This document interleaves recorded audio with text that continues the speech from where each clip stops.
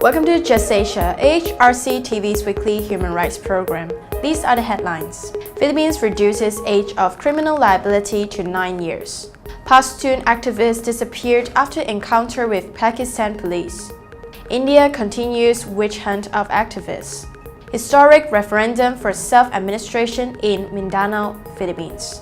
Thai authorities signs mode to end children refugee detention.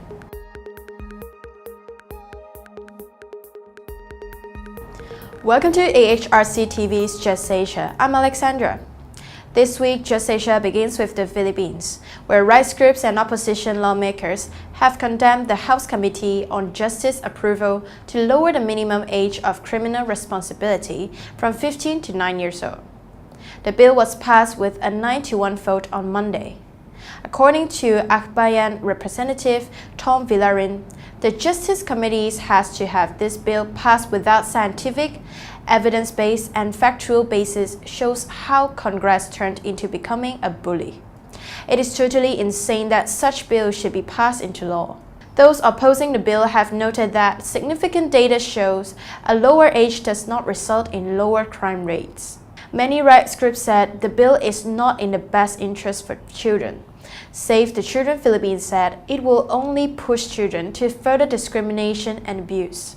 UNICEF Philippines described the bill as an act of violence against children. Children who are exploited and driven by adults to commit crimes need to be protected, not further penalized, said UNICEF.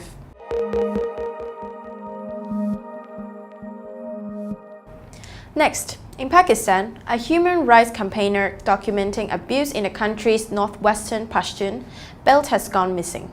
According to Amnesty International, activist Alamzad Masood was picked up in Karachi on January 21st, and his whereabouts since then are unknown. The other activists with him were allegedly beaten.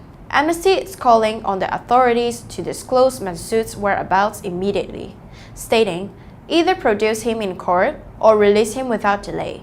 Masood is a prominent member of the Pashtun Tahavuz movement, a civil rights movement demanding security and rights for the 30 million ethnic Pashtuns in Pakistan.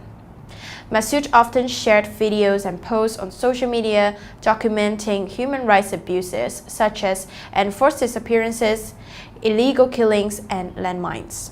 Karachi police have not commented on Masood's disappearance, but a widely circulated video on social media showed him talking to uniformed and plainclothed police officers, some of them drawing handguns before his detention.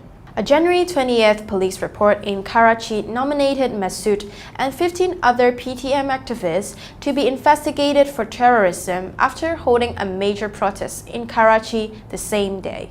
The PTM has held dozens of major protests across Pakistan to demand an end to and accountability for extrajudicial killings, disappearances, and harassment in the Pashtun homeland along Pakistan's western border with Afghanistan.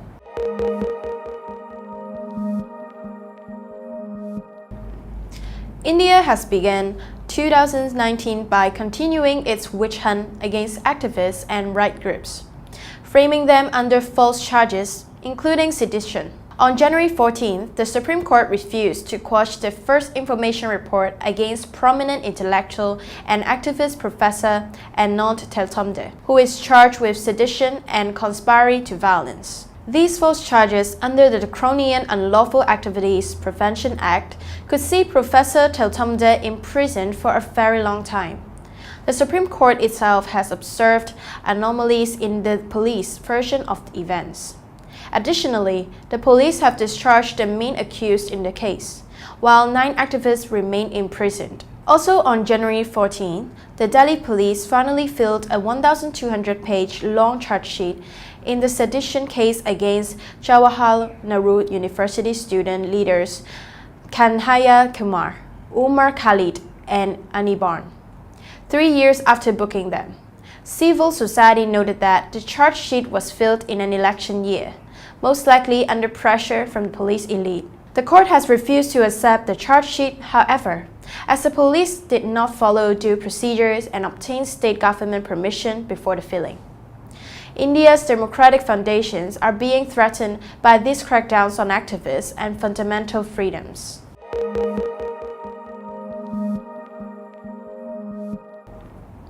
Next, people in the Philippines volatile region of Mindanao voted on Monday in a historic referendum aimed at ending the decades of violence between Islamist separatists and the Philippines army. The referendum asked people if they support the creation of a self-administrated area known as Bangsamoro. A yes vote is widely expected, with final results to come in on Friday. The vote is the result of a peace deal between the government and the Moro Islamic Liberation Front, which has traditionally been fighting for independence.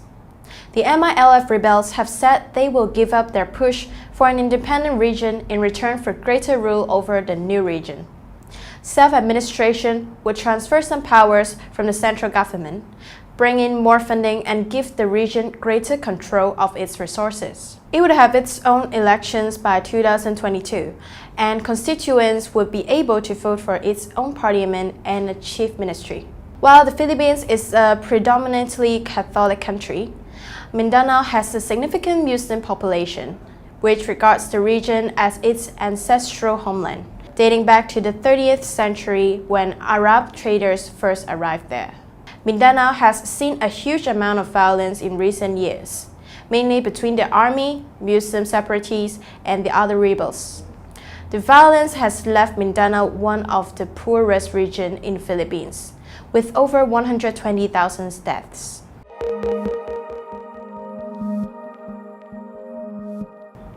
Moving to Thailand, Deputy Prime Minister Prawit Wongsuwan and other officials signed an MoU to end the detention of all children refugees and asylum seekers. The UNHCR welcomed this as a positive example of the country's approach to the issue of refugees. Rights groups have for years condemned Thailand, which is not a signatory to the UN's Convention protecting refugees, for its hostility to asylum seekers. Thailand usually puts its bilateral ties with countries above protecting the rights of individuals. The recent case of 18-year-old Saudi national Rahaf Al-Kunan, who evaded deportation by Thai authorities and is now resettled in Canada, has given hope to many refugees.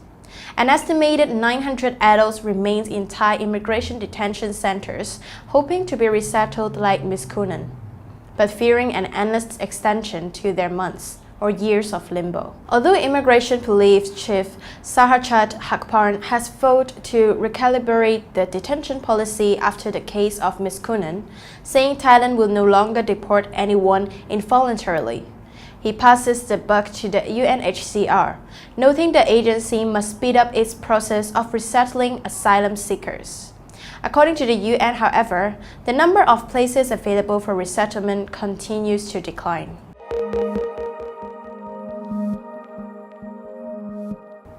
That is all for this episode of Just Asia. For more on this and other issues, please visit www.humanrights.asia or www.arc.asia/justasia.